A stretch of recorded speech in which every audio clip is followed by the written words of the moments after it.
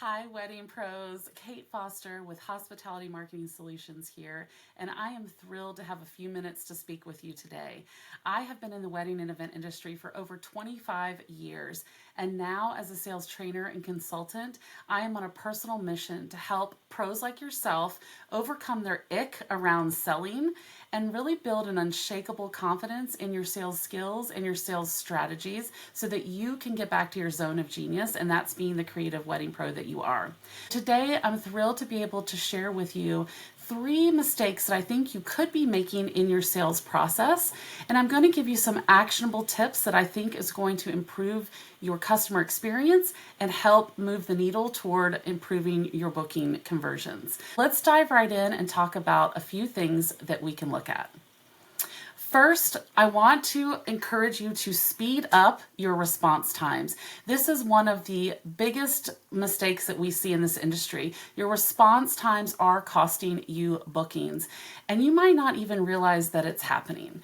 I completely understand that most of you are busy working on the weekends. Your Fridays through Sundays are tied up, and hopefully you're taking some time on Mondays and maybe even Tuesdays to get some much needed rest. That's completely understandable.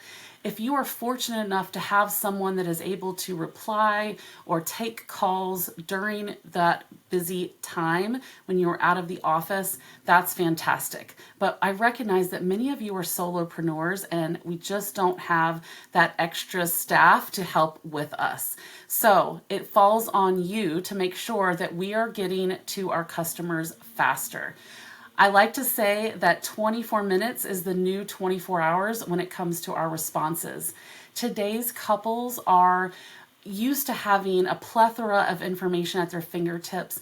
I call them Instapot couples, right? They're used to getting immediate results for not a lot of work. So their demands are very, very high. Their expectations are high in terms of our responses.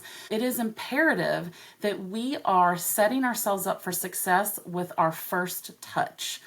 Oftentimes, our out of office or autoresponder email or even voicemail is the very first touch that our prospective couples receive from us.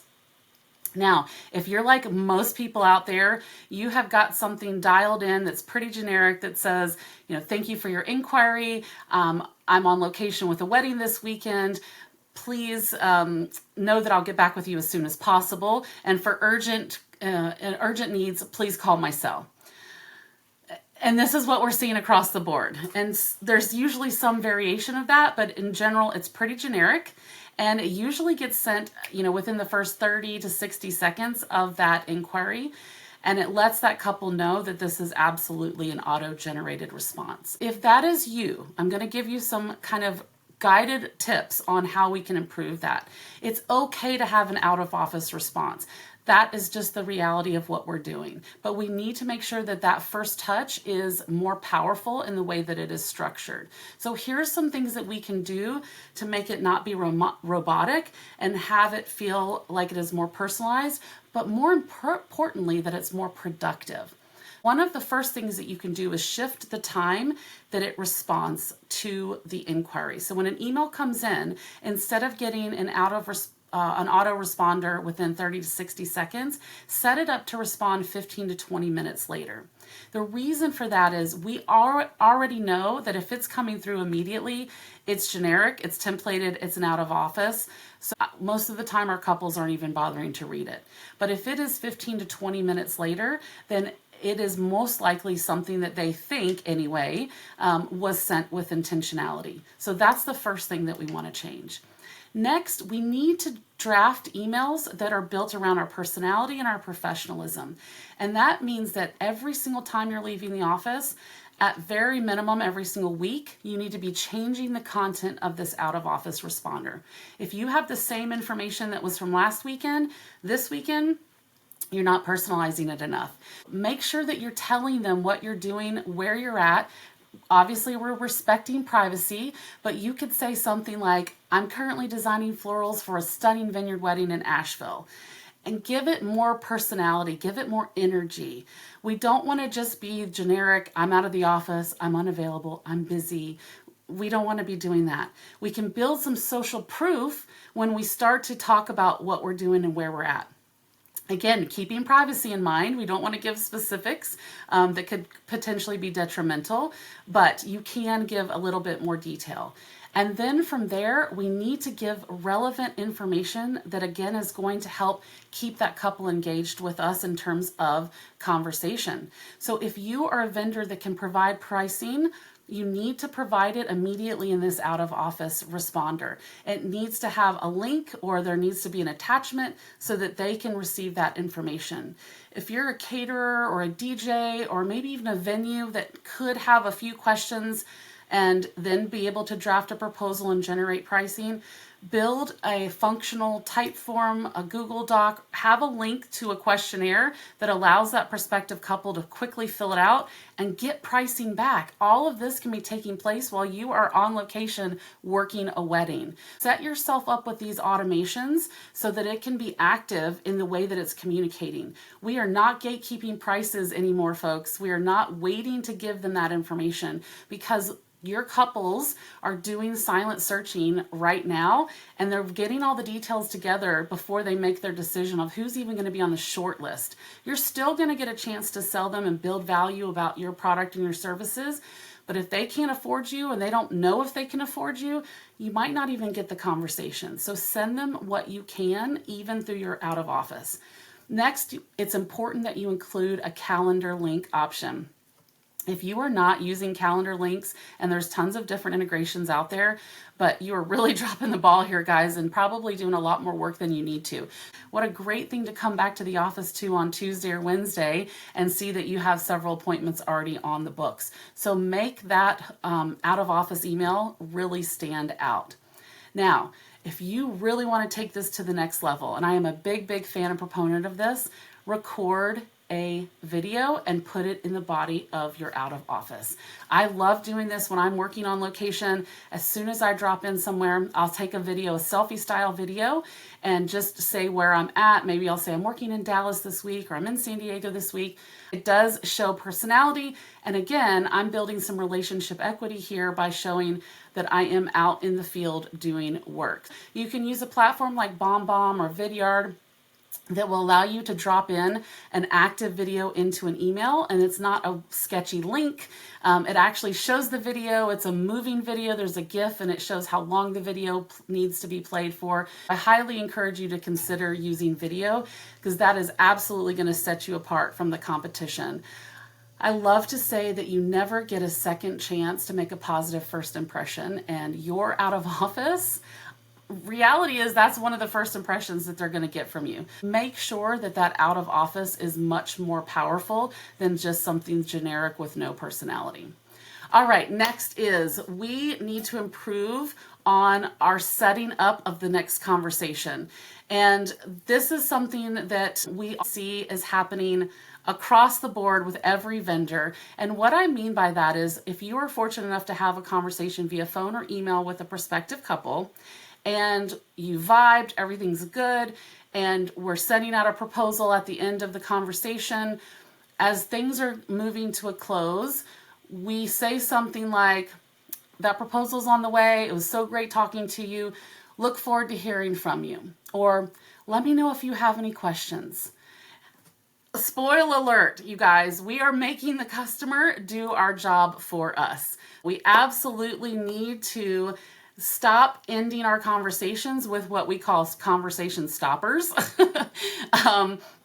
because that's what it's doing. It's essentially ending it and putting the work on the customer, and you need to be actively selling and setting up the next step. What I mean by that is, instead of wrapping things up with, I'm sending you a proposal, let me know if you have any questions, let's send them a proposal and tell them when we're going to connect with them again. I'm going to send you a proposal by the end of today, and let me give you 2 days to review that with your fiance, and I'm going to plan on reaching out to you Thursday morning to see if you have any questions. Does that work for you?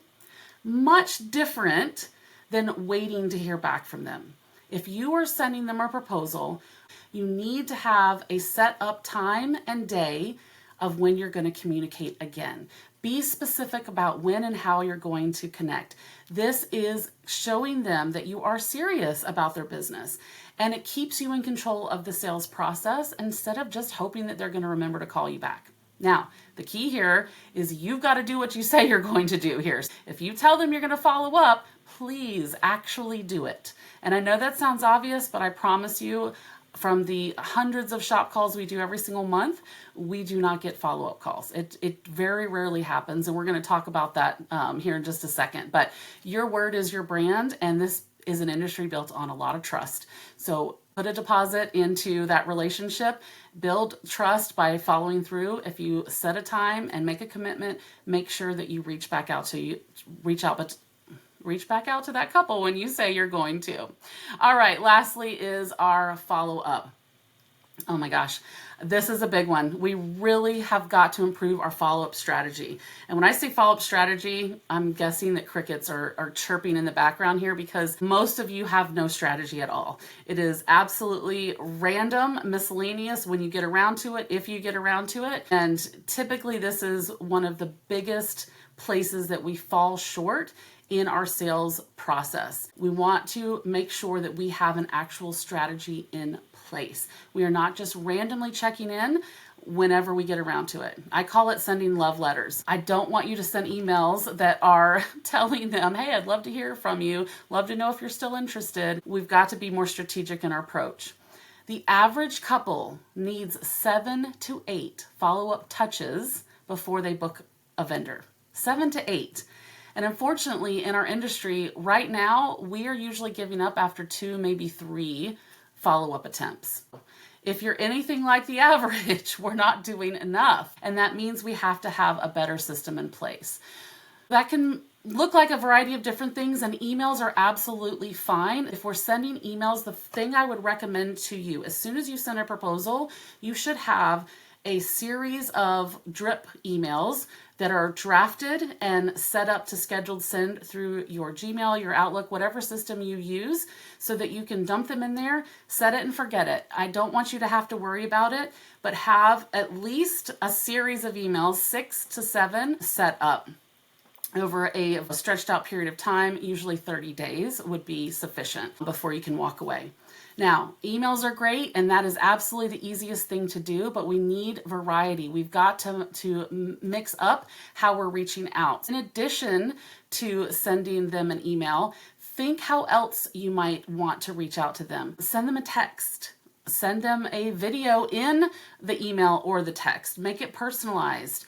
Think about ways that you can build value into that relationship. If you are a venue or a vendor that might have access to, say, new menus, and a new menu just dropped, invite them in for a tasting. Maybe you invite them in for a trunk show, or you're a florist doing an open house somewhere, invite them in to come see your work.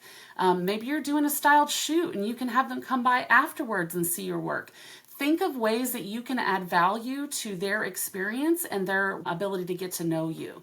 That's just a little way that you can differentiate your emails to them. We're talking about text, we're talking about emails. Of course, phone calls work as well. Videos, I'm always a big fan of. Handwritten notes, old school is new school again. Send them an actual handwritten note. No one does it anymore, so what better way to set yourself apart from the competition? Send them something snail mail style.